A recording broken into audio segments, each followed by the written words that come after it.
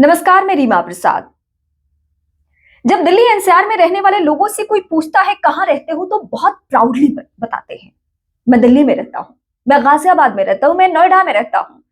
क्योंकि यहाँ की गगनचुंबी इमारतें, ऊंची ऊंची इमारतें आपको एहसास दिलाती है कि आप मेट्रो शहर में रहते हैं। आप ऐसे शहर में रहते हैं जो सुख सुविधाओं से लैस है। 10 मिनट में डिलीवरी बॉय आपके पास पहुंच जाता है सामान पहुंचाने के लिए, लेकिन 2 घंटे तक युवराज जूझता रहा। इसे नोएडा शहर के बीचों बीच अपनी जिंदगी की लड़ाई लड़ते रहा, लेकिन उसकी जान यहाँ के सिस्टम ने नहीं बचाया। यूपी का सिस्टम वाकई जानलेवा है। नोएडा अथॉरिटी बिकाऊ है। ये जितने भी बिल्डर यहाँ पे मनमानी कर रहे, कहीं गड्ढा, कहीं रोशनी नहीं, कहीं लाइट नहीं, जहां पे अगर 15 मंजिल का अप्रूवल मिले तो 18-20 बना देंगे। कहीं पे आप ट्विन टावर, कैसे भ्रष्टाचार का टावर गिरा वो भी आपको याद होगा। तो यहाँ पे बिकाऊ लोगों का यह अड्डा बन चुका है, और इसीलिए अगर किसी की जान चली जाए ना तो बहुत हैरानी की बात नहीं है। युवराज पेशे से इंजीनियर, यहीं पे इसी शहर में रहता था। यहाँ के रास्तों से, यहाँ की गलियों से वास्ता था उसका। उसने तो कभी कल्पना भी नहीं की होगी कि अगर नोएडा में मेरे साथ कोई हादसा हो जाए तो मेरी जान जा सकती है। सेक्टर 150 कहने को अपने आप में बहुत लग्जरी जगह, लेकिन अंधेरी रात में रास्ते से गुजरते हुए जब उसका कार बिल्डिंग के बेसमेंट में गिर गया और वहां पे वो चीखता रहा, चिल्लाता रहा, अपने पिता को फोन लगाया, पिताजी मुझे बचा लीजिए। जब पिताजी वहां पहुंचते हैं तो वो दिखाता है टॉर्च की रोशनी से कि मैं कहां पे हूं। लेकिन इस बीच 80 लोगों की टीम तकरीबन 1 घंटे में पहुंचती है। चलिए, पहुंच जाती है, लेकिन ठंडा पानी होने की वजह से, सर्द मौसम होने की वजह से किसी ने जहमत नहीं उठाई कि वो नीचे उतरे बेसमेंट में और पानी में से उसको खींच निकाले। वहां पे एक डिलीवरी बॉय था, वो कैसे भी करके कोशिश की उसने कि वो जान बचाने की कोशिश करे, लेकिन आखिरकार उससे भी बहुत कुछ नहीं हो पाया। और जब तक अस्पताल ले जाया जाता युवराज को, वो अपनी जान गंवा बैठा था। ये कहानी मैं आपको किसी सुदूर जिले, गांव, कस्बे की नहीं सुना रही हूँ। ये मैं आपको नोएडा की बात बता रही हूँ। नोएडा की खबर जो बीते 24-48 घंटे से हाहाकार की स्थिति है कि कैसे नोएडा में कोई अपनी जान गंवा बैठता है। वैसे सब सक्रिय हो चुके हैं, नेता भी, पत्रकार भी, सोशल मीडिया पे काम करने वाले लोग भी, लेकिन ये कितने दिन के लिए है ये सबको पता है।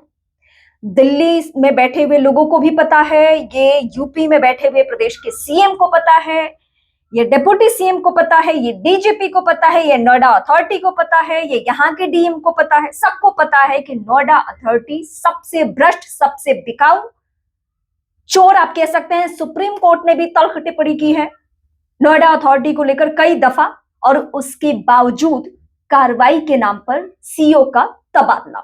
मतलब हम सबके जान की कीमत यह है कि अगर हमने अपनी जान गंवा दी तो अगर सरकार से कोई सवाल पूछेगा तो एक सीईओ का तबादला हो जाएगा। इससे ज्यादा एक्शन की उम्मीद आप रखिए मत। बिल्डर की गिरफ्तारी हो चुकी है, लेकिन कितने बिल्डरों की गिरफ्तारी होगी? जहां जहां पे आप कदम रखिएगा वहां वहां भ्रष्टाचार है नोएडा में। वहां वहां कोई किसी समस्या से जूझ रहा है, कोई किसी समस्या से जूझ रहा है। किसी सोसाइटी में आप जाइएगा तो वहां लिफ्ट प्रॉपर तरीके से काम नहीं करता है, कहीं जाइएगा तो पानी का कनेक्शन नहीं, कहीं बिजली का कनेक्शन नहीं। बिल्डरों की मनमानी के शिकार यहाँ के लोग किस तरीके से हो रहे हैं, उसका नमूना है युवराज, जो अपनी जान गंवा चुका है। मतलब आप कल्पना कर सकते हैं कि नोएडा का कोई रास्ता इतना अंधेरा होगा, वहां पे इस तरीके की व्यवस्था होगी कि कोई अपनी कार सहित गिर जाए गड्ढे में, और नोएडा में इतना गहरा गड्ढा कि कोई गिरकर अपनी जान गंवा दे।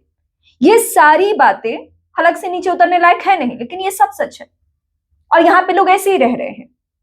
4 दिन कैंडल जलाते हैं, नोएडा अथॉरिटी के ऊपर कुछ भी नहीं होता है। यहाँ के मामले रेरा में पहुंचते हैं, वहां भी कुछ नहीं होता।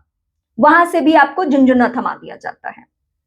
आप यहां से अगर हाईकोर्ट का रुख करें, इलाहाबाद हाईकोर्ट का, तो भी बहुत सुनवाई उस तरीके से नहीं होती है कि किसी बिल्डर के ऊपर कोई एक्शन हो। यह मामला सुप्रीम कोर्ट तक जा चुका है, यहाँ के बिल्डरों की मनमानी का, यहाँ के भ्रष्टाचार का, नोएडा अथॉरिटी को लेकर, लेकिन कुछ नहीं होता है, कोई एक्शन नहीं होता है। और युवराज की मौत के बाद भी आप सादे कागज पर लिख कर रख लीजिए, कुछ नहीं होगा, क्योंकि ये नोएडा है।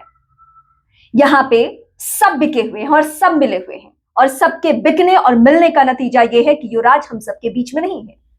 आप अगर दिल्ली एनसीआर में रहते हैं तो आप अपने आप को युवराज की जगह पे रख के देख सकते हैं, और आप नहीं रहते हैं, किसी और शहर में रहते हैं, तो वहां के भी बिल्डर नोएडा के बिल्डरों के कंपेयर में बहुत दूध के धुले हुए नहीं होंगे, क्योंकि ये पूरा देश ही भ्रष्टाचार से चल रहा है। हम आम लोग वक्त पे टैक्स पे कर दें, सड़क से गुजरने का टैक्स पे, हम अपनी नौकरियों की अच्छी खासी सैलरी से टैक्स पे करें, हर बात का टैक्स पे करें, जीएसटी पे करें, लेकिन सुविधाओं के नाम पे जो हमें मिल रहा है वो आप देख रहे हैं कि 27 साल का युवक इस सर्द रात में चीखते रहा, चिल्लाते रहा, लेकिन जानलेवा सिस्टम उसे बचा नहीं सका। ये कहानी है यहां की। आप इस कहानी से रिलेट करते हैं? मुझे कमेंट करके बताएं कि क्या आप भी किसी ऐसे बिल्डर से पीड़ित हैं? क्या आप भी यूपी के जानलेवा सिस्टम से पीड़ित हैं? अगर हैं तो बेहिचक खुलकर बात कीजिए, वरना किसी दिन हम और आप किसी गहरे गड्ढे में गिरकर अपनी जान गंवा रहे होंगे।